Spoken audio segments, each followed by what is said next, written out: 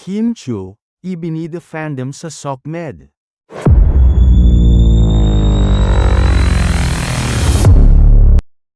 Walang dahilan para hindi mahalin at suportahan ng todo ng mga fani niya si Kim Chiu kung ang pag-uusapan ay ang importansya at pagiging proud nito sa mga taong nagmamahal sa kanya hanggang ngayon.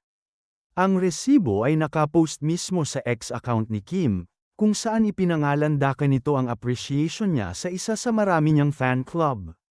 Binisita ng Team KCG official si Kim sa studio, dahilan para matuwa ang host ng It's Showtime sa nasabing mga fani niya.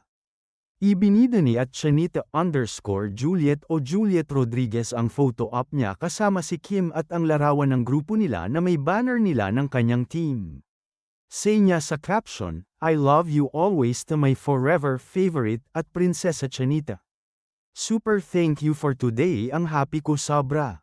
Hindi naman pinalampas ni Kim ang pagkakataong ibalik ang pasasalamat at kasiyahan niya sa effort ng nasabing fandom. Ito ang sinasabi naming pruweba na mabait at appreciative si Kim sa kanyang mga tagahanga lalo na sa mga solid niyang fani. Tugon nga ni Kim, "Love you so much" at Team Official fam.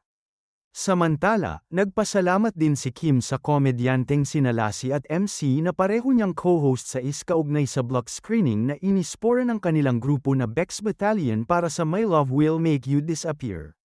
Sa noontime show nila mismo idinaan ni Kim ang pa-thank you niya sa mga komedyanteng sidekick ni Vice Ganda.